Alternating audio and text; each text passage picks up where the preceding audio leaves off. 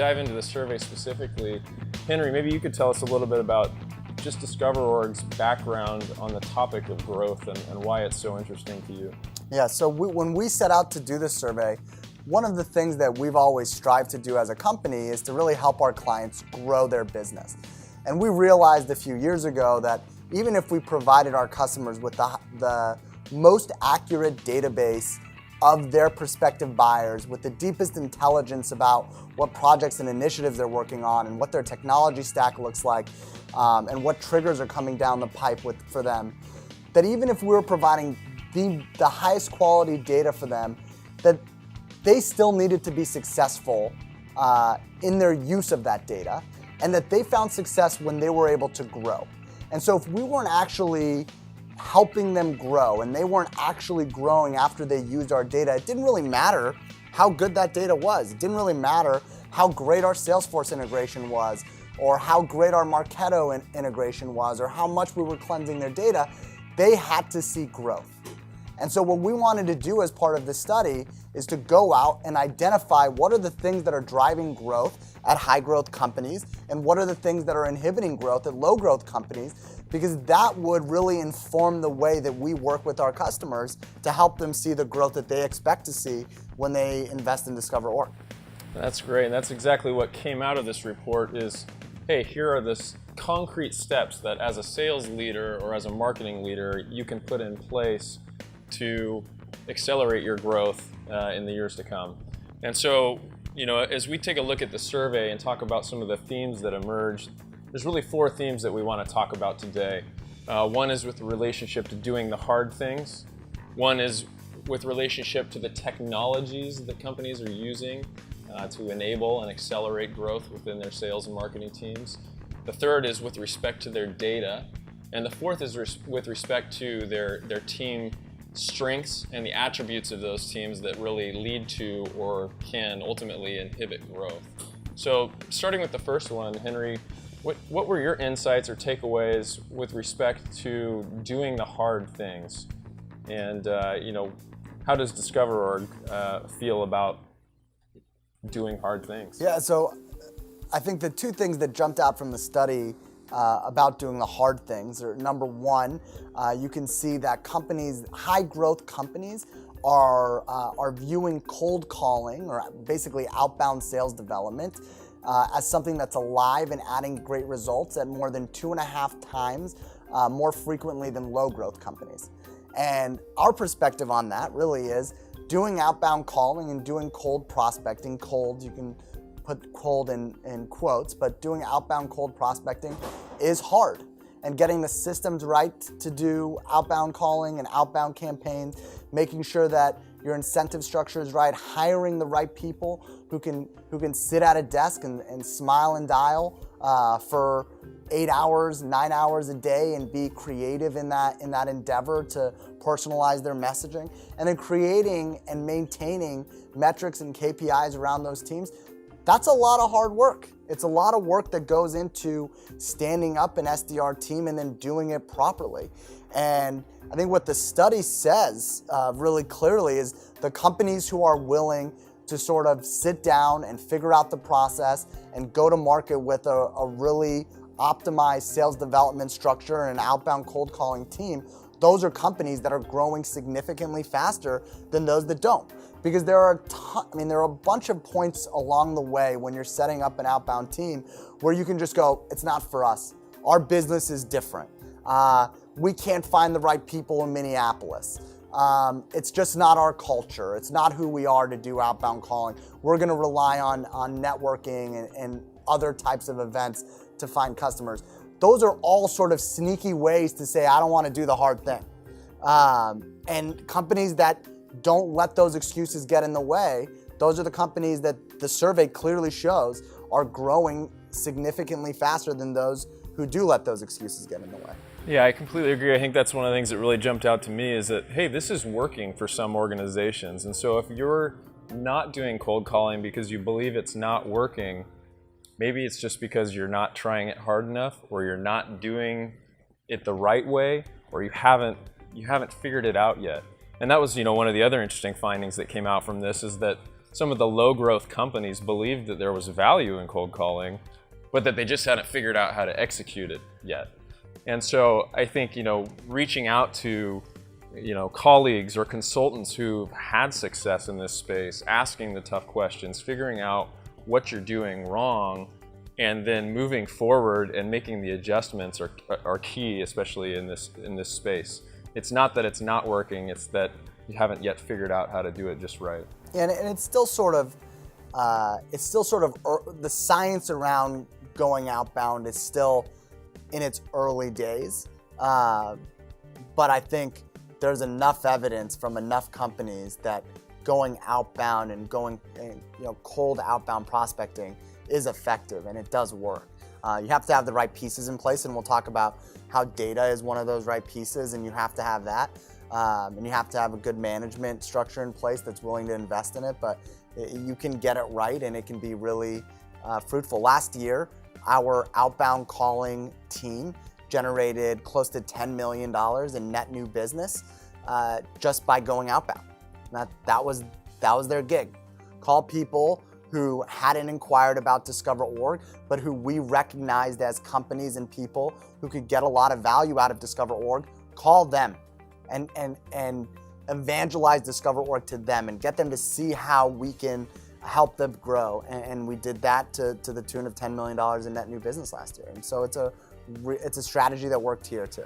Yeah, that's great. And I think, before we move off the topic of doing the hard things, I wanted to ask you your perspective on, what do you say when people say, well, we don't want to have to work hard, we want to work smart, we want to put tools and technologies in place that make it so we don't have to work hard. What's your perspective on that?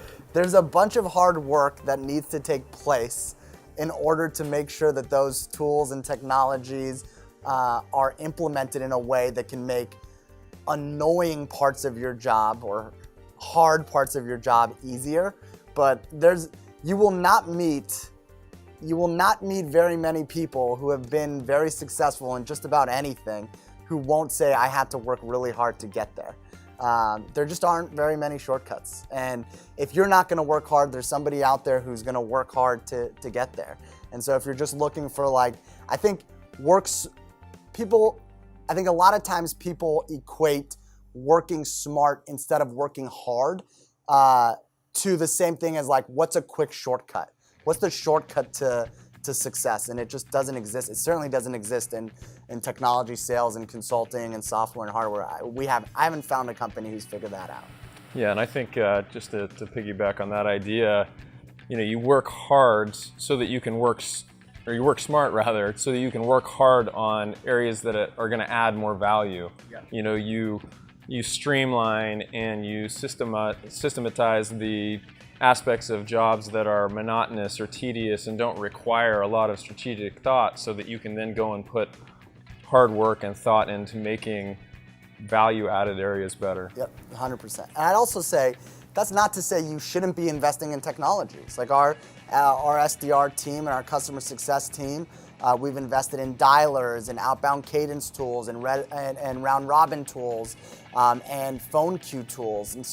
And CRM systems and marketing automation systems and content systems and knowledge systems. So it's not that investing in technology is not a part of working hard. It is. You just combine the two. Yeah, and that's a perfect segue into the next topic, which is what we found about technology in the growth survey. And really what we found is that on the sales side of the house, high growth teams were using twice the number of technologies that their low growth counterparts were. And then on the marketing side of the house, which is a little more of a developed space on the technology side, there's over 4,000 marketing technologies these days. It was a little bit of a closer gap, but still high growth teams were using about 25% more technologies than their low growth peers. How has technology played an integral role in the DiscoverOrg growth story?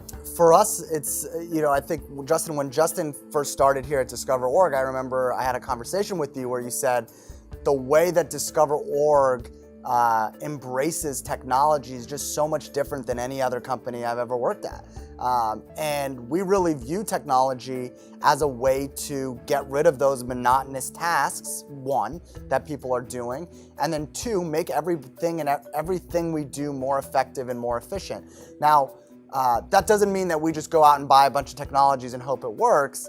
It's not. We've bought technologies, we've tried it out, we've seen how they're effective, where they're not effective, and then optimize those technologies for our use.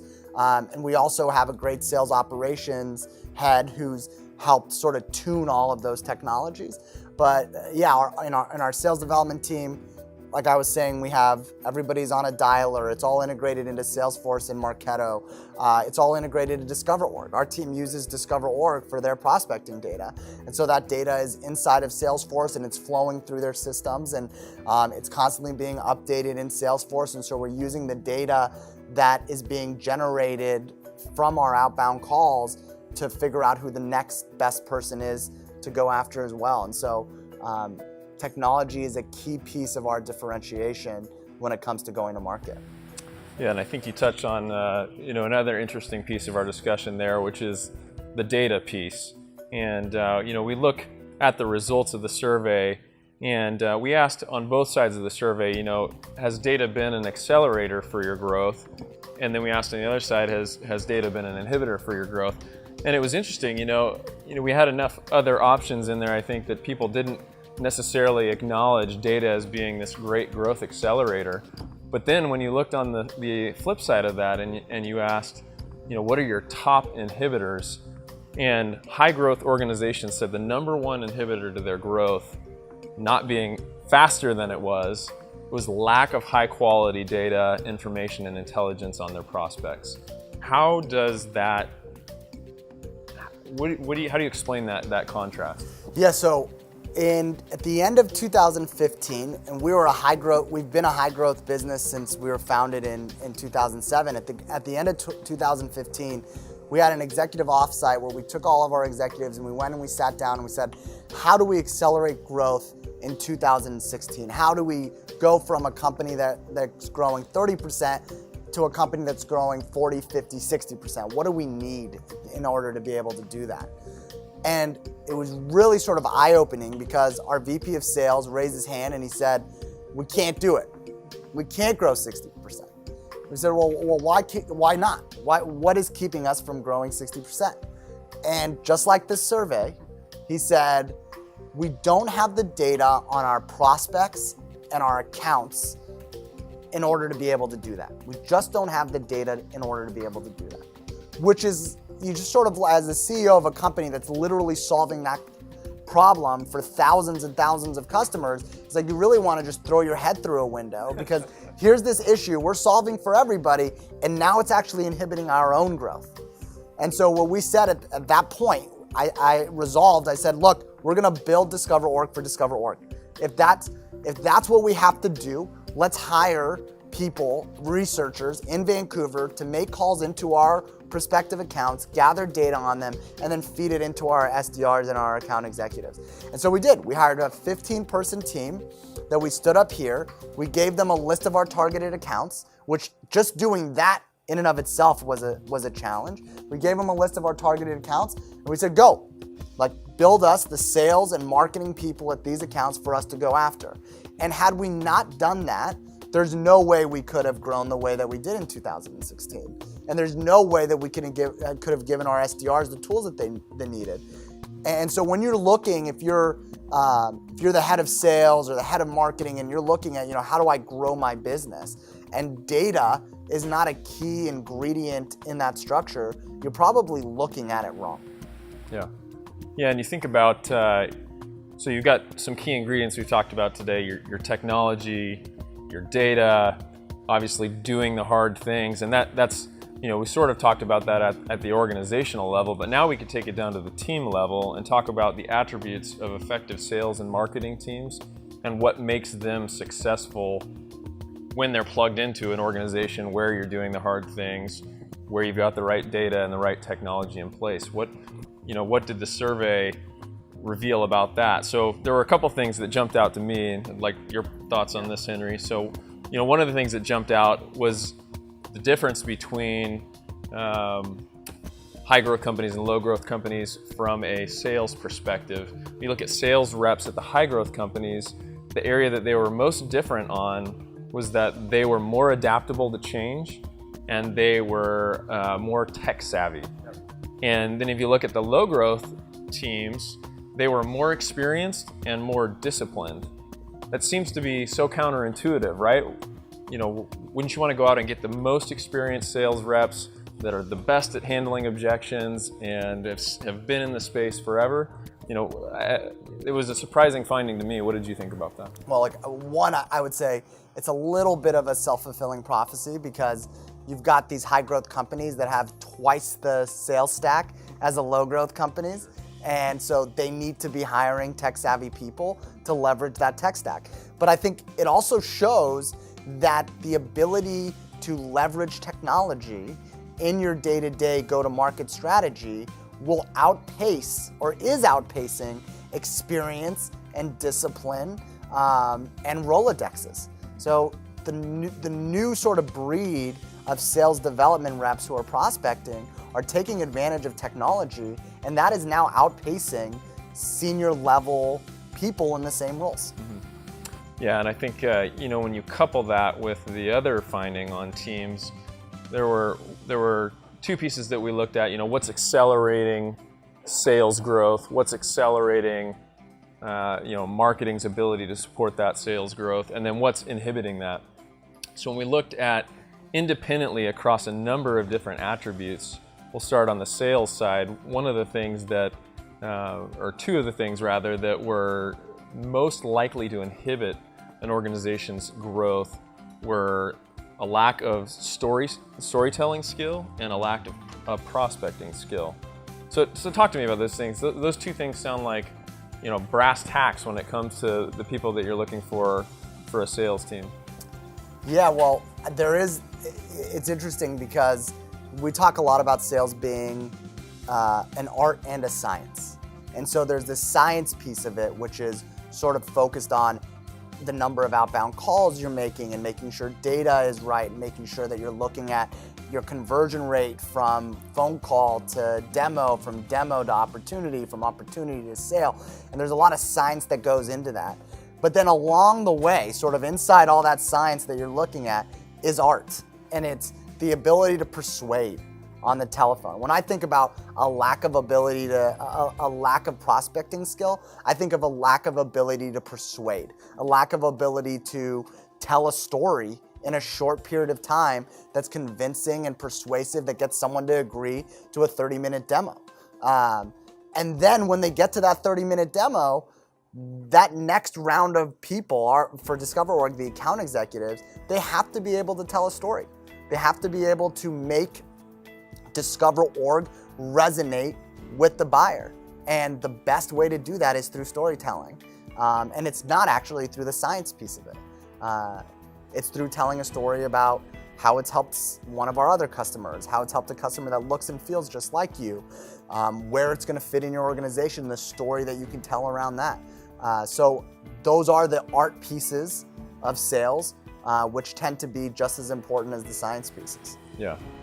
Yeah, and I think then you jump over to the marketing side of the house, and you've got things that are maybe obvious, like the ability to produce lead volume and lead lead quality.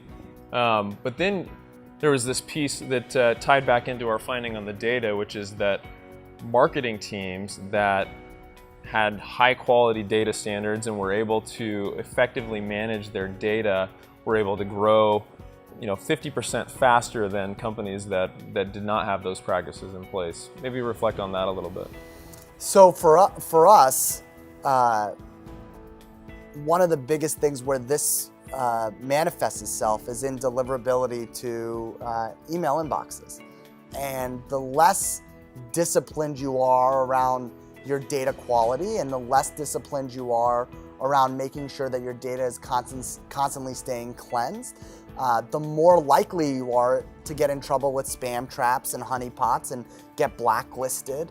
And so I think The simple answer is companies who take that piece really seriously aren't tripping over themselves all year long, and companies that don't take that piece seriously are, and so they're constantly sort of going around in circles where they get off a blacklist and then get put back on a blacklist, and it's because they're not sticking to very high quality data standards within their marketing databases, and that's obviously critical to getting your message across today.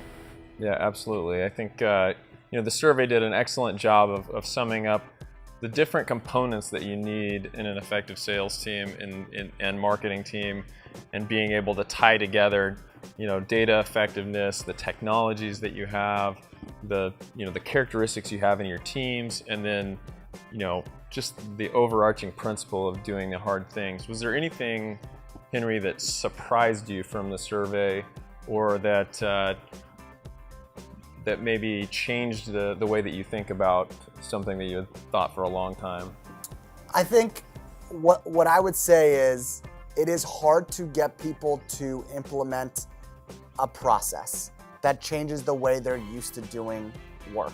But I think the study just gave me more confidence that telling our customers and showing our customers the right way to be going to market using data like Discover Orgs is such a critical piece of their ability to be successful with it. And so I'm a lot more frank when I talk to customers and I see a process that's not going to work. I'm a lot more frank about that process. I'm a lot more frank about, hey, look, this process that you've set up here is not taking into consideration the fact that cold calling helps fast-growing companies. It's not taking into consideration that you're not really using any technology to make these teams more effective and more efficient, and we have to build a process around this so that you can grow. And so I think the big pieces is just giving us a little bit more fuel to go and talk to our customers about what they need to do to grow. Yep, I agree, and I think I appreciate you sitting down with me to talk about this today, Henry. I think there's a lot more that we could spend time talking about in the survey, about account-based strategies, about inbound marketing, about marketing contribution rates. There's lots of great nuggets in the survey. And so if you guys want to download the report, it's the 2017 Growth Drivers Report. You can find it on discoverorg.com. And thanks for taking the time.